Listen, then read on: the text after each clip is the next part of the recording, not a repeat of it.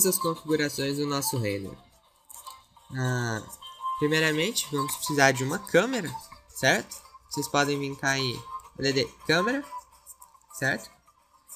A nossa câmera, aí vocês organizam a câmera de vocês onde vocês querem mostrar a cena, né? Certo? Onde vocês se posicionam do jeito que vocês mostrem tudo que tá de modelado na cena e tal, tudo que vocês querem mostrar mesmo. Dando foco ao mais importante para sua cena.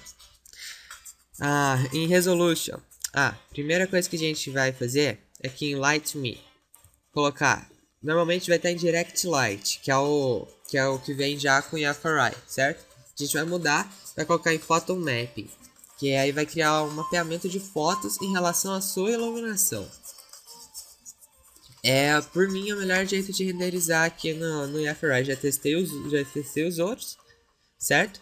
Esse pra mim é o melhor jeito de se configurar o render. Em Resolution, a gente vai modificar a resolução, isso é óbvio, né? E X e Y são os eixos que a gente vai configurar. Se vocês mudarem aqui, vai mudar lá na câmera, certo? E aí vocês configuram do jeito que vocês quiserem. Eu deixei em 1550x e o Y em 2335. E aí fica esse retângulo que vocês estão vendo aí, retângulo espichado mais pra cima. E aqui eu coloquei em 80%, certo? Em General Settings, eu aumentei o Ray Depth. Esse Ray Depth, ele muda o seu vidro, certo? O que tem de vidro e reflexivo na sua cena. Um exemplo, quando vocês estiverem fazendo os seus testes de render, vocês vão ver que o seu material de vidro não vai ficar preto. Porque esse Ray Depth vai estar baixo, provavelmente em 2 ou 3. Então, ele vai ficar preto, caso o seu vídeo seja bem configurado. E aí, caso vocês queiram ver lá no seu render de teste, que são aqueles renders que a gente vai fazendo para testar a cena, iluminação, materiais, certo? Vocês vêm cá e aumentam. Quanto maior aqui, melhor a qualidade do vidro. Essa configuração aqui é responsável pela qualidade do vidro.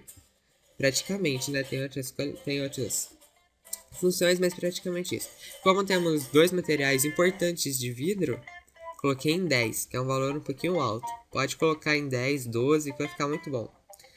Aqui o Depth, vocês vão modificar já a nossa cena por inteira, certo? Essas configurações aqui.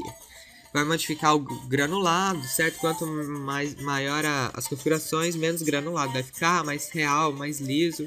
Vai ficar tanto iluminação, quanto as sombras, quanto os materiais, quanto reflexão, tudo, ok? Então o Depth eu coloquei em 10. E aí aqui o Bounces eu coloquei em 6. É um valorzinho legal. Samples é uma das principais configurações que a gente tem aqui. Coloquei em 25. Certo? O original é 16. Coloquei em 25. Se tiver uma máquina melhor, pode aumentar esse. Importante, eu colocaria, sei lá, uns 30, 35. Os samples e os pés é o anti-aliasing. Então, aqui é que você vai configurar principalmente o granulado da sua cena, certo? Então, quanto maior, mais liso, menos chapiscado vai ficar, sabe? Chapiscado. Por exemplo, aqui são testes de render, certo? Então, como vocês podem ver, está bem granulado, tá vendo? Tá bem chapiscado. Bem diferente do nosso render final, que já está com as configurações todas prontas, certo?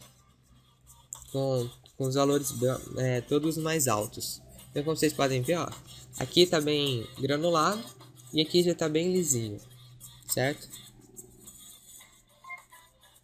Então vamos voltar lá. Então vocês podem colocar. Eu coloquei em 18 os samples e os passes. Coloquei em 18 e 18. Vocês podem aumentar aí, sei lá, um 25 é um bom valor. Até 25, 30 é um bom valor. Eu não mudaria muito mais que isso não, viu? Acima de 30 eu acho já que são valores que ficam bem altos. Aí vai demorar muito o seu render. Certo? E não vai mudar tanto, a não ser que você mude a sua resolução, certo? Quanto maior você colocar essa resolução, é importante você aumentar todos esses aqui que a gente mexeu até agora, certo? Então, principalmente os samples e espaços, que eles vão... Porque, quanto maior vai ser o zoom que você vai poder ver, maior vai ser a dimensão da sua cena. Então você vai poder ver mais detalhes, inclusive os granulados, caso você não aumente aqui, certo? Bom, e depois disso, é só você vir cá, clicar em Render, certo?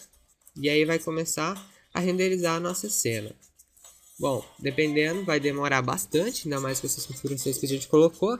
O meu demorou cerca de 3 horas, 4 horas para terminar esse render. Se seu computador for melhor, lógico, vai demorar menos. A não ser que suas configurações sejam melhores. E ele vai começar, aí o After vai começar a fazer os cálculos e vai começar a renderizar a nossa cena, certo?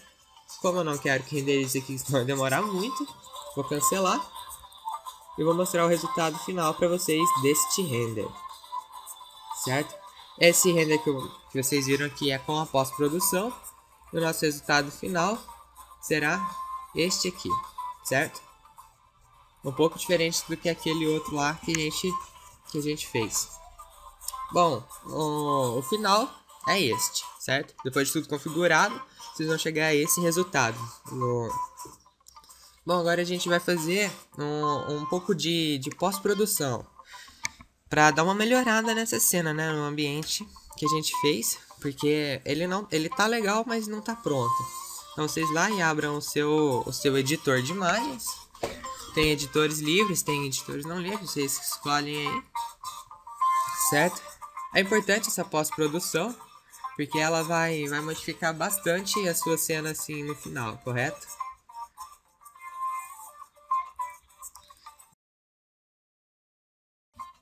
Bom, aí vamos abrir a nossa cena lá. Carregada a cena, vamos ver o que a gente precisa mudar. Mas existem vários efeitos que a gente pode estar fazendo aqui. Primeiramente, vamos configurar a iluminação, certo? Não a iluminação da cena, sim a iluminação da imagem toda, certo? Vamos ver o que precisa mudar. Bom, é importante vocês mudarem aí, ó, talvez um pouco a iluminação e tal, que é o que vamos fazer agora. Então você pode vir cá em... Não aqui. É aqui sim. Color Balance, certo? Pode modificar aqui. Pode modificar em Hue Saturation. Pode modificar... onde está? Aqui. Levels, certo? E em Curves. Certo? Primeiramente a gente vai modificar aqui. Se quer uma que modifica a iluminação e o contraste. Então vou deixar um pouco mais claro, certo? E dar um pouco mais de contraste à nossa cena, beleza?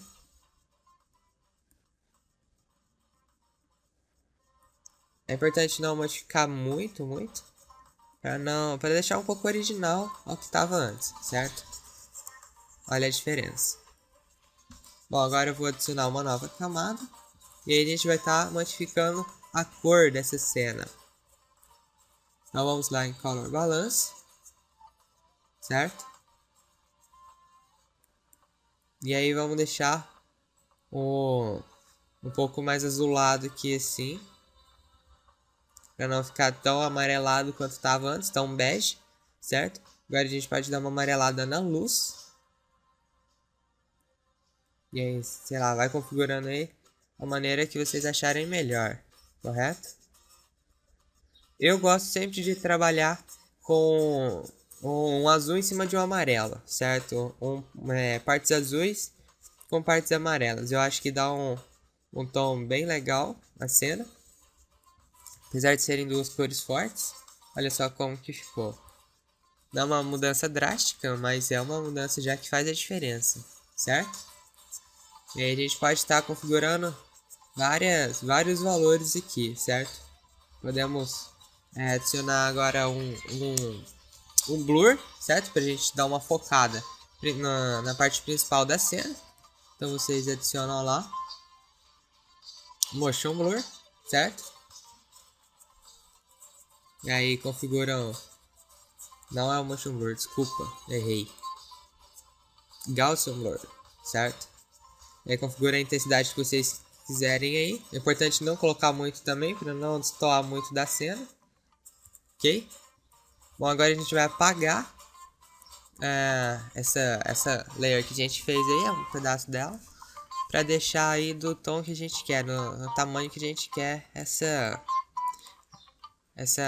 camada de Gaussian Blur.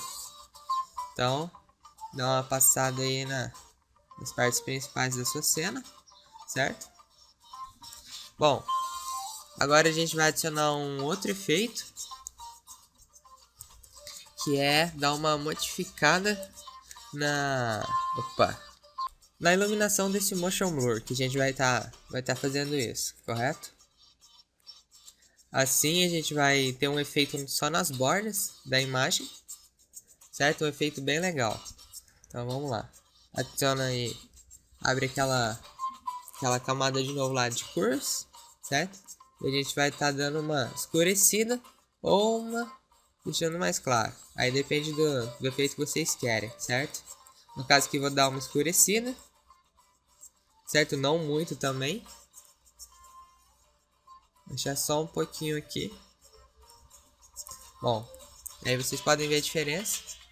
Tá escurecido só nas bordas, certo? E aí, sei lá, se você quiser diminuir um pouco a opacidade disso.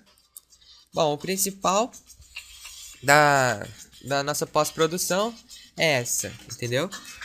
A gente deu uma modificada na iluminação, deixou a cena um pouco mais clara, já que não dá pra fazer pra gente ter o resultado perfeito lá no render do Blender, certo? A gente pode estar modificando isso no que a gente chama de pós-produção. Dá uma modificada aqui na iluminação, modificada na coloração, certo?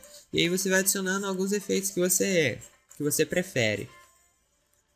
Se você quiser deixar, por exemplo, em preto e branco, vai lá, coloca o seu preto e branco, certo? É sempre importante no preto e branco você dar uma aumentada no contraste, certo? Porque o contraste, ele muda muito o preto e o branco da sua cena, né? Por exemplo, como vocês podem ver, ficou meio pálido, mas se vocês aumentarem o contraste, esse preto e branco vai ficar muito mais enriquecido, tá vendo? Então eu sempre sugiro vocês fazerem isso.